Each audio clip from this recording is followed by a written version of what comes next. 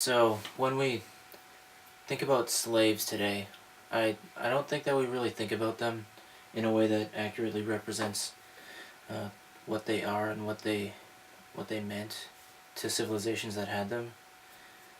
Because like if you study any civilization that actually has had slaves, like the Greeks and the Romans and the Vikings and the Egyptians, like any, especially the ancient ones, they all had slaves, and they didn't feel like it was inhumane to treat people like that way. And like there are a lot of societies from around the world, from like every time period, that have had slaves, and even now there are still people that are used as slaves. So I don't really. I think that it has more viability in a civilization than people think it has, um, because if you look at the Roman Empire, like nothing would have happened if they didn't have slaves, because they used slaves to build everything, and to to clean their houses, and to take care of any kind of needs that they wanted. They used them for entertainment, and they and their whole society revolved around their being slaves. And they had three historic revolts that ended up becoming wars because of the slaves, like because of the slaves revolting. But other than that, any they didn't seem to have any problems. And I think it was because if you were a slave, there wasn't there wouldn't normally have been much reason to complain, because you have all of your basic needs taken care of, and you have shelter because you have to live in the house of your master. And they they tried to treat you well enough that you could perform your work, so they wouldn't have all of the slaves doing strenuous things if they were normally used for just general labor, like cleaning. So you wouldn't put your slaves through anything that dangerous unless you didn't care about them. Like miners wouldn't have been cared about that much, but they did have standards for slaves. And so if you were a higher quality person that was captured, then you were put into a higher quality position as a slave. And I don't think that that's really a bad thing, that they have these sort of standards, and that some people get really crappy lives even though they weren't, even though there's nothing they can do about it. Because if you just treat everyone equally, then any slave could have a really good master, and any slave could have a really bad master.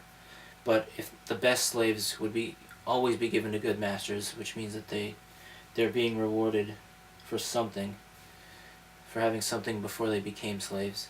And then the lesser quality people, so the people who are less likely to be um, capable of doing anything, they will be more likely to get the lesser positions. But if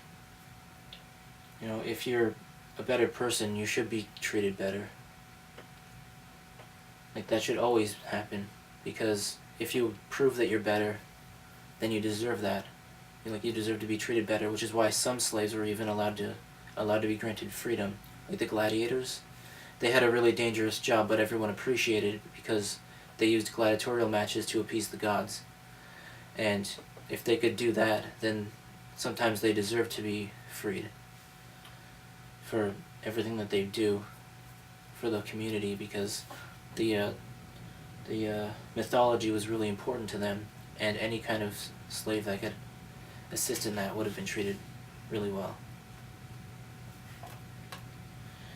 Uh, and the other thing that I think about is, I consider the definition of slavery that we have made today, because we don't want there to be slaves anymore. And I think that the definition is good enough for the purposes of the governments, but I don't think they accurately represent what it really is to be a slave. Because if you look at the way an average job is today, they pay you enough money that you can own a house or rent an apartment, and feed yourself and clothe yourself and have a family and have some luxuries, like the more common luxuries at least. And they just do that so that way you'll go to your job and you'll do your work and then you'll go home satisfied that you have all your basic needs taken care of. And so I feel like the average job is kind of like a slavery position. And they'll make the argument that slave labor is determined by minimum wage. But minimum wage is arbitrarily determined. It doesn't change as inflation changes. It just stays where it is until they decide to raise it. And they decide to raise it whenever they want to.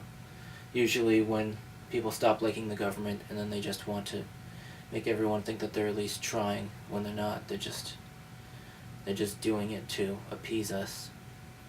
But it's really hollow the way they try to appease us, and I don't think it's working anymore because a lot of us are pretty unsatisfied with the way the government works.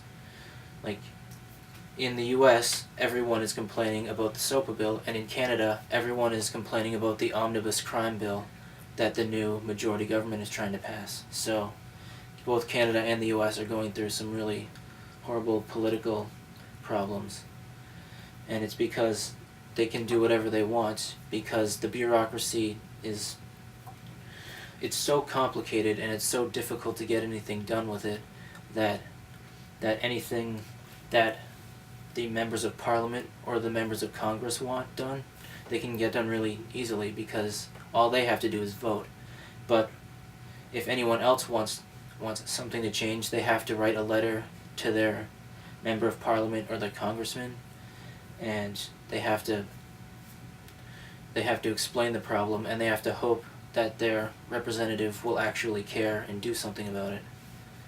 So you can't get anything done in this country or in any democratic republic because I'm afraid that they all function the same way. They're all corrupted internally, and they're all self-serving. They don't try to serve the people anymore because the people are just slaves who don't realize that they're slaves anymore because they've abused language by infusing it with law and then using it to show us how reality is by their standards. But how reality is by their standards isn't necessarily reality in the external reality, the objective reality. So when they say a law, that doesn't mean that it's morally wrong. It just means that that's what they want the law to be. And it could be for any reason. And nowadays it's usually so that government officials can secure better positions or more money. Or so that they can appease the corporations, which are trying to manipulate them because they have all the money now. Because they know how to accumulate money. Because they're people, even though they're not humans. So they have a lot more freedom than we do because they don't have any actual body which needs to take responsibility for their actions. Because the actual humans who work for companies can be used to take the blame for things.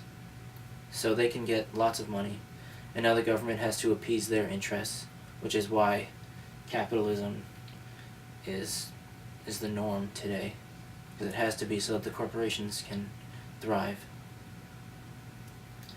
And now the corporations have all of the people working for them. Like if you want to start a business in Canada or the US, you have to have a corporation if you want it to be successful beyond just like one building where you operate under the table. So like that's the only way to make a lot of money today, really, is to have some sort of corporation to take the money, so that way you personally don't have it, but something personally does. And then you can hire people to perform duties for you, and then they'll take responsibility for your company's actions because they're the actual body that's performing those actions. And so if they do something wrong, then they can get fired, or they can have their reputation slandered if they're academics. And so you have to do whatever the system wants, or else or else you won't be making money. And if you're not making money, then you can't survive because everything costs money. So, yeah, that's kind of what I wanted to say today. Thanks for listening.